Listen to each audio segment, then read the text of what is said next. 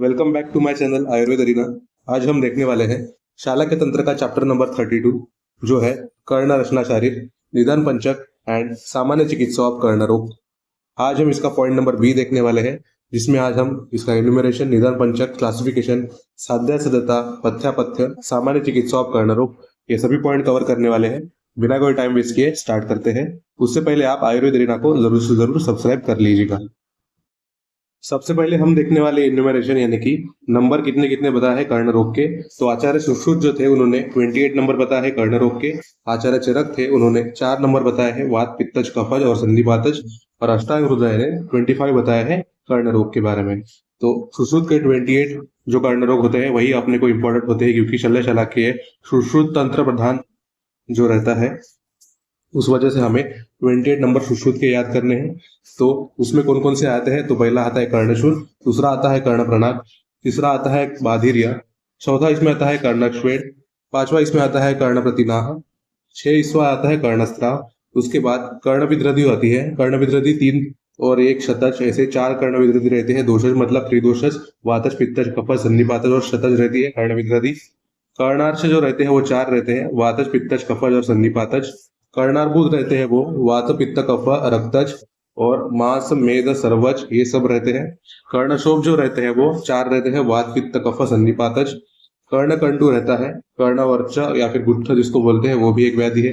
कृमि कर्ण, कर्णपाक और पूति कर्ण, ये सब सुश्रुत ने बताए हुए कर्ण रोग है। ये संख्या टोटल 28 नंबर से आते हैं। बहुत बार पूछे जाते हैं, अष्टांग हृदय का एमसीक्यू में पूछा जाता है या फिर चरक का पूछा जाता है।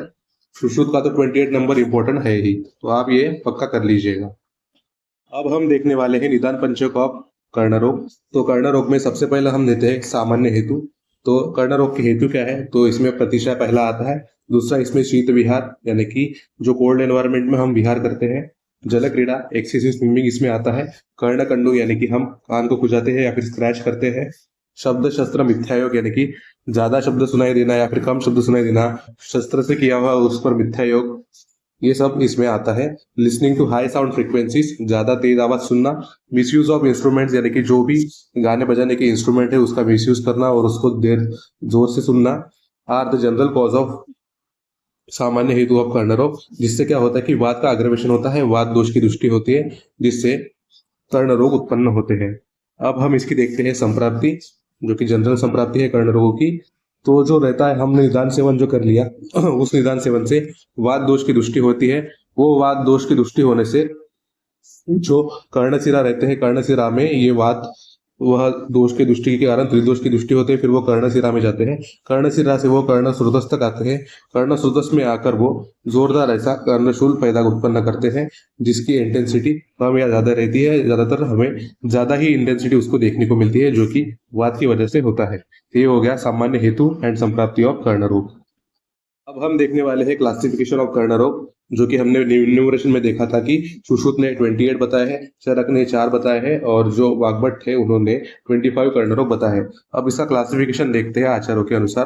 तो क्लासिफिकेशन इसमें है, सुश्रुत ने टोटल नंबर 28 बताए हैं। तो यहाँ पर कर्णशूल, कर्ण प्रणाद, बाधिरिया, कर्णश्वेद, कर्ण प्रतिनाह, कर्णस्त्राव, कर्णकंडू, ये सब जो रहते हैं वो एक एक रहते हैं। कर्णशूल एक, कर्ण प्रणाद, बाधिरिया, कर्णश्वेद, कर्ण प्रतिनाह, कर्णस्त्राव, कर्णकंडू, कर्णव्याची या फिर कर्णगुद, कृमि कर्णा।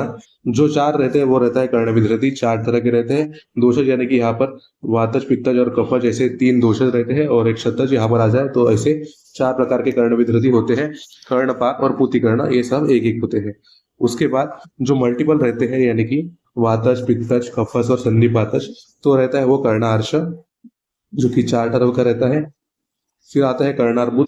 कर्णार्बुद टोटल 7 प्रकार का रहता है, जो कि है वात पित्त कफज, ये त्रिदोषज, और जो धातुगत रहता है रक्त मांस मेद, और ये तीनों से, और सर्वज जो रहता है, ऐसे 7 प्रकार के कर्णार्बुद रहते हैं। और उसके बाद जो रहता है कर्णशोभ, जो कि है वात पित्त कफ संधिपाती।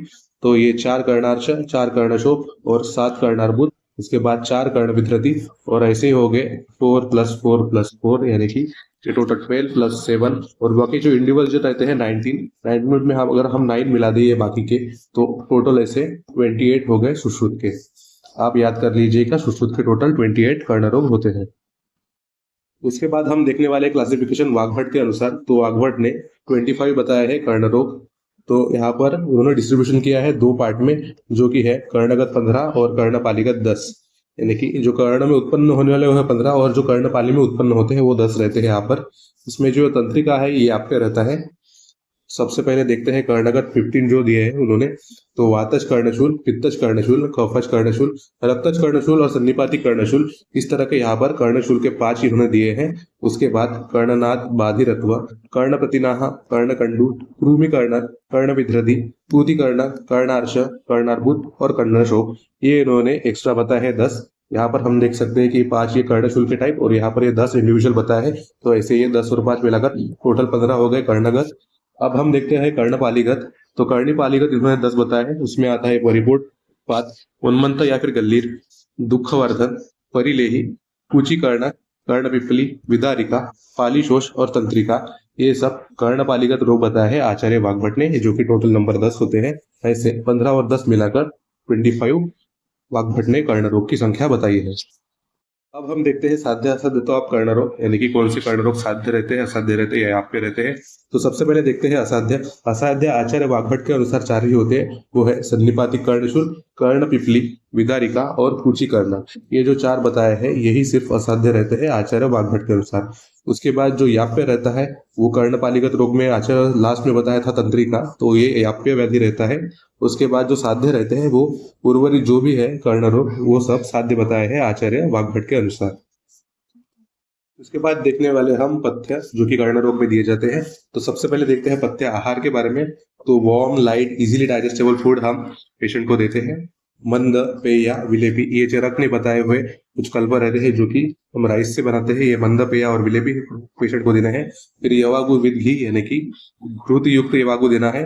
फिर उसमें आता है मुद्ग, मुद्ग भी देना है। लेंटिस भी हम दे सकते हैं स्मॉल क्वांटिटी में, जो कि गाय का दूध रहता है कोष्ण, उसके साथ हम घी को मिक्स करके दे सकते हैं।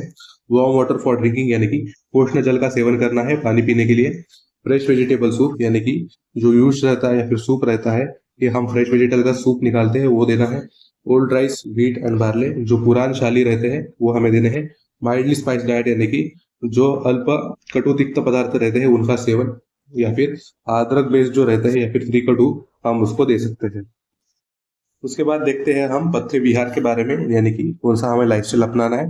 तो पथ्य विहार में हमें क्या प्रोटेक्ट करना है, कर्ण को प्रोटेक्ट करना है। विंड, डस्ट और लाउड नॉइज से हमें कर्ण को प्रोटेक्ट करना है। उसको माइल्ड स्वेदन हम दे सकते हैं जो कि ईयर रीजन के अराउंड हमें देना है, जिससे उसके स्रोत ज्यादा खुले हो जाएंगे। Gentle massage of the heads with ears with warm oil like karna abhyanga, यानी कि हमें कर्ण का अभ्यंग करना है। उष्ण जो रहता है तेल उसको थोड़ा गर्म करके हमें कर्ण अभ्यंग करना है और हेड को भी मसाज हम दे सकते हैं। Use of medicated ear drops यानी कि कर्णपूरण हमें करना है। उसके बाद एडेक्वेट स्लीप एंड रेस्ट यानी कि शमन चिकित्सा में विश्राम करना है और आराम करना है। Avoid exposure to cold wind after ear therapy, यानी कि कर्णपूरण या फिर कर्ण अभ्यंग करने के बाद हमें कोल्ड विंड का एक्सपोजर अवॉइड करना है। Keep years clean and dry, हमेशा हमें जो कान रहते हैं उनको साफ करना है और स्वच्छ रखना है। Maintain proper hygiene and avoid water entry during bathing, यानी कि बात करते समय हमें पानी का जो एंट्री है वो बचाना है, कान में जा रहे थे उसको बचाना है और उसकी प्रॉपर हाइजीन उसको मेंटेन करनी है।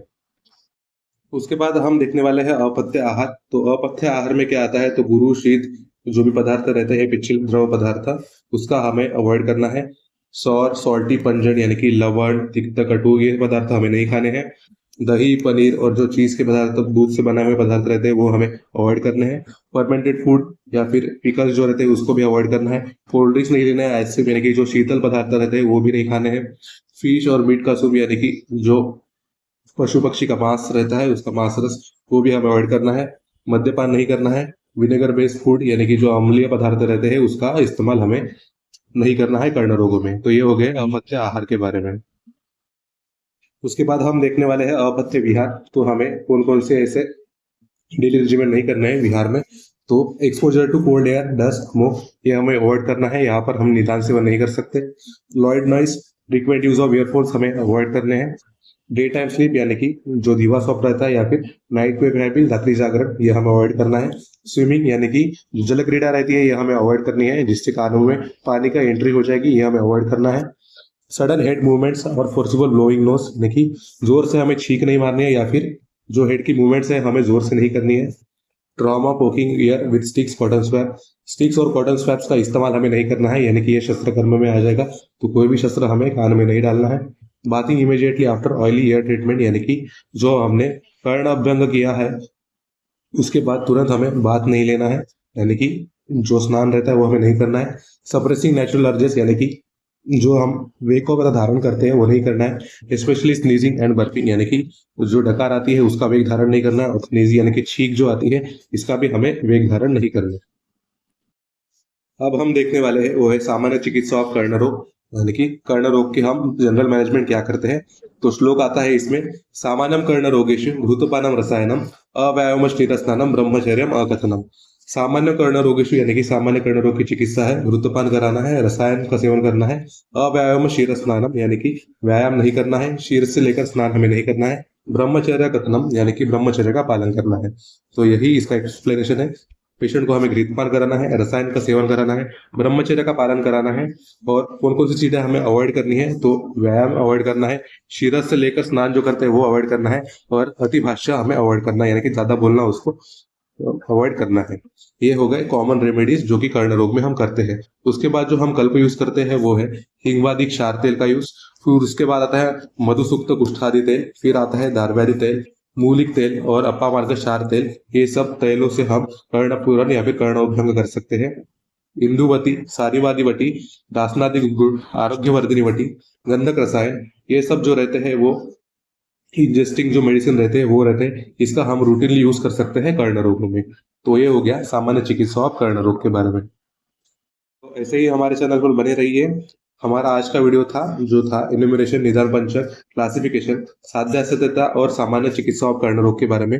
हमारा जो नेक्स्ट वीडियो होगा वो रहेगा कर्णशूल के बारे में, जिसमें हम ओटालजिया भी डिस्कस करेंगे, दोनों पार्ट कवर करेंगे। ऐसे ही हमारे चैनल पर बने रहिए, आयुर्वेद को जरूर सब्सक्राइब कीजिएगा। Thank you for watching.